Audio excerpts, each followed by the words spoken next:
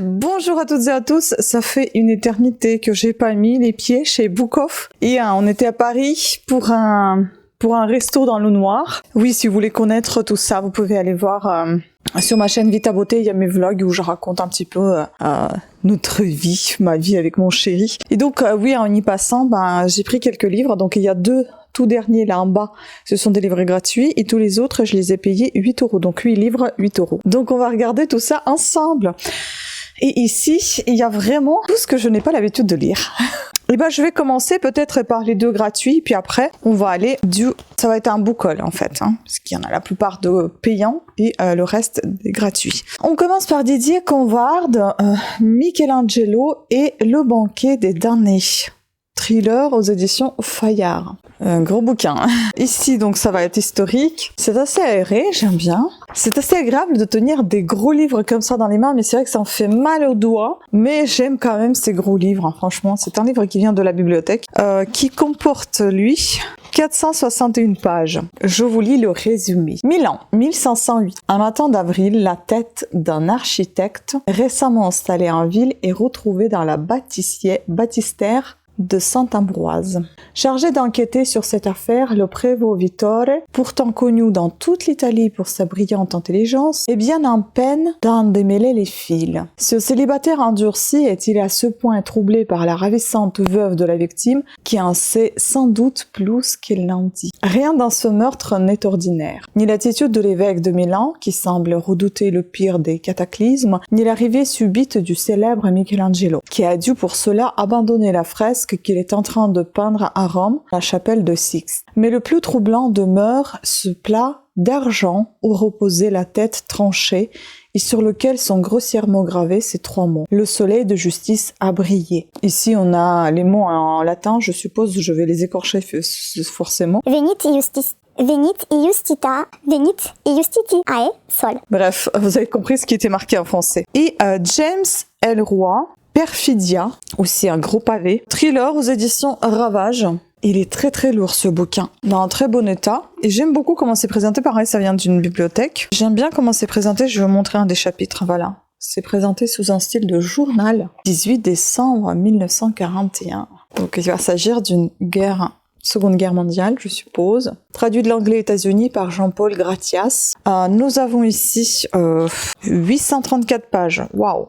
Los Angeles, veille de Pearl Harbor, la découverte des cadavres d'une famille d'origine japonaise, les Watanabe. Ensuite, le LAPD a fabriqué un coupable pour se débarrasser du problème. Dudley Smith, l'inoubliable méchant du Quater de Los Angeles, est sur l'affaire. Une affaire qui s'annonce lucrative, tant l'hystérie du climat de guerre se prête aux machinations au détriment des citoyens américains d'origine japonaise. L'un d'entre eux, Hideo Ashida, de la police scientifique, est une personnalité subtile et tiraillée par les sentiments troubles qu'il éprouve à l'égard de Dudley. De son côté, William Parker, jeune officier de police alcoolique, est décidé à anticiper le combat anticommuniste qui se profile.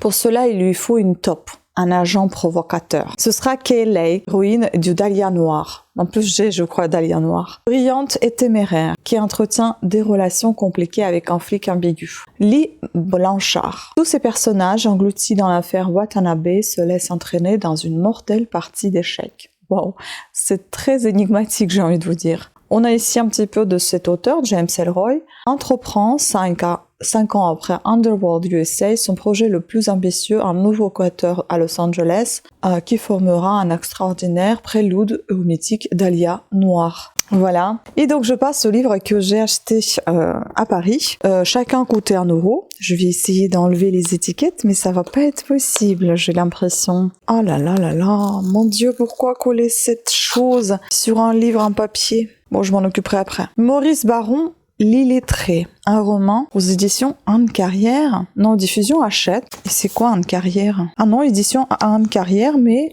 diffusion Hachette. Voilà ce livre. Maurice Baron a 68 ans. Il a créé et dirigé une association de lutte contre l'illettrisme et vit aujourd'hui à Angoulême. L'illettré est son premier roman. Chouette. Alors, on a les tickets, les papiers, on a tout ce qu'on veut dans ce bouquin. Mon Dieu, y a-t-il autre chose? On n'est pas très très large, ici 217 pages à peine, mais bon, on verra, peut-être que c'est très intense. Écoutez, j'ai envie de vous dire, 217 pages, pour moi c'est bien. Alors, j'avais lu un petit peu le sujet, il m'a plu. Christophe, illettré, à 40 ans. Il vit sous l'emprise d'une mère étouffante dans une petite ville de Provence sans histoire, jusqu'au jour où il se lie d'amitié avec un mystérieux voisin venu régler ses comptes avec quelques personnalités locales. Il se heurte bientôt aux deux forces qui, depuis la Seconde Guerre mondiale, tiennent le village sous leur joug. Le silence et la honte. En se mettant en chasse des confidences des uns et des autres, en apprenant à interpréter leur silence et à confronter leurs mensonges, Christophe va se mêler à une vengeance qui progressivement deviendra la sienne. Elle mettra en place une ultime machination d'autant plus redoutable que personne ne l'en pensait, car pour les bonnes gens, parler à un illettré ne porte pas à conséquence. Bâti sur une structure narrative machiavélique, ce premier roman d'une grande singularité est porté par la voix de l'illettré choisi par l'auteur pour raconter son histoire.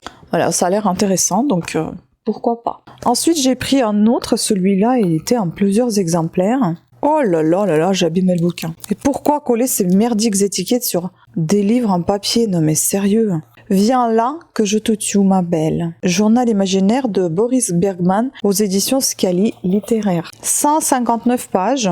Ça a l'air assez aussi, pas très dense, assez vide quand même. Et ça avait l'air sympa, enfin intéressant. Sympa, je ne sais pas, mais intéressant. Clac, clac, clac. J'adore écouter le bruit du talon de mes boots sur le marbre blanc de mon hall d'entrée. Quand je passe devant le miroir, je croise mon doux reflet glacé dans l'immensité argentée qui se répète jusqu'à l'infini. Je reste quelques secondes à me regarder. Quand tout est parfait, quand mes cheveux brillent à la lueur des derniers rayons du soleil couchant, quand le col noir sous mes yeux fait disparaître les traces de cernes des nuits dernières, et seulement à ce moment, je commence à m'admirer. Je dois être parfait. Boris Bergman est né en 1992. À 13 ans, en quatrième, il découvre le rock'n'roll et sa littérature. Alain Passadis, Eudeline, Lester Banks. Bientôt, il a le droit de sortir. Cancer, Nuit blanche, amitié, amour et transgression. 2 ans plus tard, Boris n'est plus le même. Comme pour toute une génération française, le rock'n'roll a changé sa vie. Viens là que je te tue, ma belle, et le récit imaginaire de ces 2 années initiatiques. Pour Boris, rien ne sera plus comme avant. Il vient d'avoir 15 ans. Et c'est sa première entrée littéraire, grâce au rock'n'roll. Il n'a quand même pas écrit ce livre à 15 ans. Il y a quelque chose là qui cloche. Soit je suis trop fatiguée. Alors, le livre a été publié en 2007. Peut-être qu'il l'avait écrit à 15 ans et il l'a publié plus tard, j'en sais rien. Voilà. Ensuite, je vous ai dit, les livres que j'ai sélectionnés, ils sont assez particuliers parce que d'habitude, je ne choisis pas vraiment des lectures de ce type. Bon, les étiquettes, décidément. Gaëlle Nohan. J'ai déjà cette autrice qui parle de la Seconde Guerre mondiale. Je ne l'ai pas encore lu, mais je pense que ça va être quelque chose d'assez passionnant. C'est un autre sujet qui est assez intéressant également, La part des flammes, aux éditions Livre de Poche, et a obtenu prix du livre France Bleu, page des libraires 2015. Nous sommes ici à, je pense, 500 pages, oui, 544 pages. J'aime bien, la police change. Il y en a italique, il y en a police classique. Mais 1897, le tout Paris se presse à la plus mondaine des ventes de charité. La charismatique duchesse d'Alençon, petite sœur de Sissi, a pris 2 jeunes femmes sous sa protection en dépit du qu'en dira-t-on. Scellant le destin de ces 3 héroïnes, l'incendie du bazar de la charité bouscule ce monde cruel et raffiné et plonge Paris dans le deuil. J'ai d'ailleurs le livre sur l'incendie de ce bazar. Mais il permet aussi des amours et des rapprochements imprévus, des solidarités nouvelles, des libertés inespérées, car naître à soi-même demande parfois d'en passer par le feu. On en a vu ici de Bernard Babkin, Marie-France, une langue d'une beauté parfaite, veloutée et élégante, des destins peu communs et l'exploration passionnante d'un monde oublié, une fresque flamboyante. Et puis Gérard Collard, La Griffe Noire, ce n'est même plus un coup de cœur, c'est un coup de folie. Meilleur roman historique 2015, sublime. J'espère que je vais avoir le même avis. Ensuite, nous avons ici Upamanu Chatterjee, La vengeance du carnivore, aux éditions Pavillon Poche, Robert Laffont. Je pense que c'est un auteur indien. J'ai pensé que c'était japonais, tiens. Traduit de l'anglais Inde par Sylvie Sheiter. Et c'est un livre assez particulier. J'ai acheté déjà un livre d'une autrice coréenne qui s'appelle La Végétarienne. Elle est toujours là. pas encore lu, mais je l'ai acheté à l'inauguration de notre librairie. Et maintenant, je me suis dit, pourquoi pas celui-là. Donc ici, on a vraiment très peu de pages, mais je pense que ça doit être assez dense quand même. On est à 106 pages. Je pense que je vais lire assez rapidement celui-là quand même. Le lien entre les carnivores et le goût de tuer ne me paraît pas évident. Il suffit de penser aux abominations qu'a fait subir un végétarien à l'Europe et au monde. Un roman sanglant qui donne à voir à l'intolérance dans une société où l'animal est vénéré et l'homme méprisé. Voilà. C'est en Inde, je crois. L'animal sacré, c'est le bœuf, la vache, je sais pas. Désolée pour le téléphone parce qu'il est loin. Je peux pas aller le chercher pour l'arrêter. J'aurais dû le faire avant de filmer. J'y ai pas réfléchi. Toutes les notifs qui arrivent. Ici, nous sommes à 503 pages.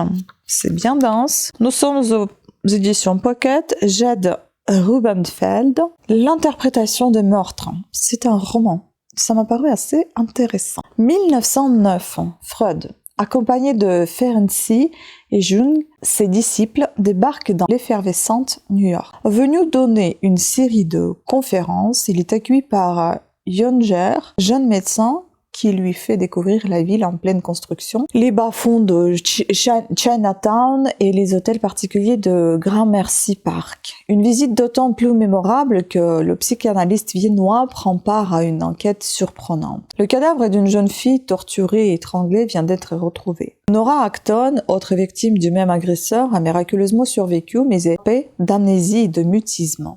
Dans l'ombre de Younger, chargé de la soigner, Freud va habilement s'immiscer dans l'esprit de Nora, explorer son inconscient et de nouveaux champs d'application, l'interprétation des meurtres. Ah oui, c'est dingue. Je vais essayer de vous lire l'avis de PB Atmosphère, mais comme il y a des étiquettes partout, c'est un peu compliqué. Alors, on a 3 points, à mon avis, il doit être très très long.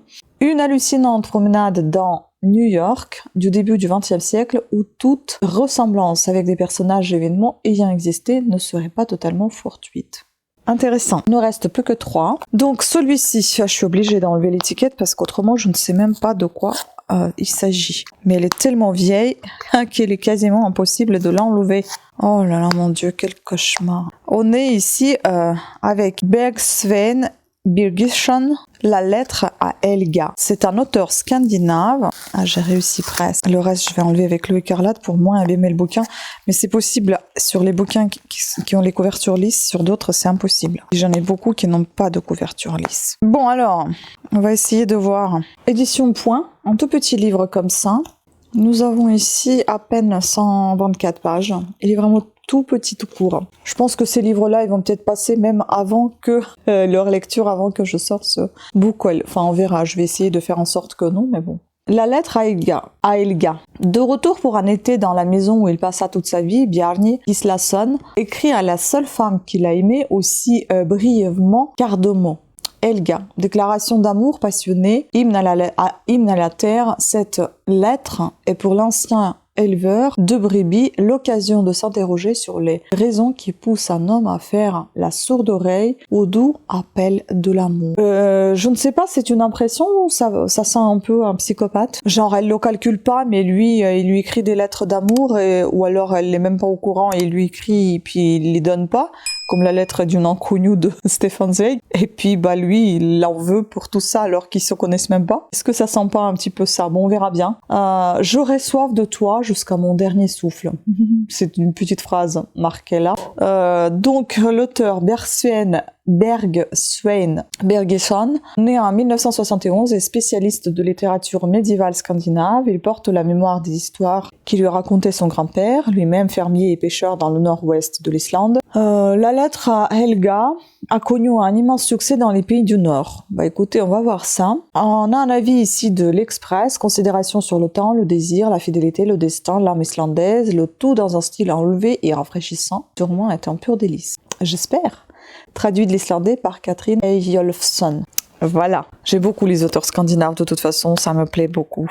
Ensuite, nous avons ici un livre, couverture en papier, Rosetta Loi, ou Loy, un chocolat chez Hanselmann. Traduit de l'italien par Françoise Brand, Rivage Poche, Bibliothèque étrangère. Voilà. Un super bon état ce livre. Et nous sommes ici à... Mais pourquoi il y a des étiquettes partout? C'est hallucinant. C'est quoi ça? Nous sommes ici à 236 pages, mais c'est très très dense. C'est très très très dense. On dirait comme des livres d'avant. Madame Armitz avait imaginé des destins pour ses filles, destins entre guillemets. Mais Isabella est partie très jeune se marier à Rome et Margot vit encore dans la grande maison de famille, dans les montagnes suisses. La vie amoureuse agitée et compliquée de cette grande bourgeoise catholique, aujourd'hui grand-mère, a laissé de nombreuses traces insidieuses et conflictuelles chez ses enfants naturels ou adoptifs. La Seconde Guerre mondiale et l'arrivée d'Arturo, jeune intellectuel juif, ami d'Isabella, qui vient se réfugier dans la demeure familiale, transformeront les non-dits en guerre de religion à l'échelle privée, mais qui peut être tout aussi sanguinaire. Un petit peu de l'autrice, Rosetta Lois est née à Rome, elle y vit entre Rome et Paris. Les routes de poussière a été récompensée par les plus grands prix, notamment le prix Via Reggio, et un chocolat chez Haussmann a reçu le prix Cavour. Et enfin, on a le dernier livre, donc c'est celui-ci, Isabelle du Quesnoy, la redoutable veuve Mozart. Ça m'a paru aussi très intéressant aux éditions Point. On a un changement de police ici, c'est génial. J'aime beaucoup ça parce qu'en fait, ça nous perd pas trop dans le bouquin. On pense, des fois, quand il y a souvent même, quand il y a le changement de police, ça veut dire que ce sont des pensées ou des choses non dites mais qui auraient voulu être dites. Mais enfin bon, voilà. Donc ici, je vous ai pas dit le nombre de pages. 225. Une femme d'une grande modernité, radio classique, je suppose que c'est un avis. Wolfgang Amadeus Mozart était un génie. Mort ruiné, enterré sans grande pompe, il aurait pourtant pu sombrer dans l'oubli. Si Constance et Mozart ne l'avaient pas adoré au point de sacrifier leurs propres enfants à la gloire de son défunt mari. Si elle ne lui avait pas survécu 51 ans, bataillant jour et nuit pour la postérité de son œuvre. Si elle n'avait pas gratté la terre à main nue pour retrouver son squelette, ni rebaptisé son jeune fils Wolfgang Mozart II, pour le produire dans toutes les cours d'Europe. Et un petit peu de Isabelle du Quesnoy, diplômée d'histoire de l'art, et l'auteur des romans historiques. L'embaumeur, ça me parle, prix Saint-Maur en poche et prix de la ville de Bayeux, a connu un grand succès public. Il est disponible chez Point ainsi que les confessions de Constance Mozart. Donc il y a aussi ces confessions. Voilà, donc c'était très sympathique cette petite virée à Paris. Voilà, je suis pas repartie les mains vides, maintenant plus qu'à. Il y en a déjà un tas là-bas qui m'attend pour lire. Voilà, écoutez, sur ce, je vous remercie beaucoup de votre attention. J'espère que vous avez apprécié cette vidéo. Si tel est le cas, n'hésitez pas à mettre des pouces en haut et vous abonner à ma chaîne. Sur ce, je vous embrasse et je vous dis à très bientôt. Ciao!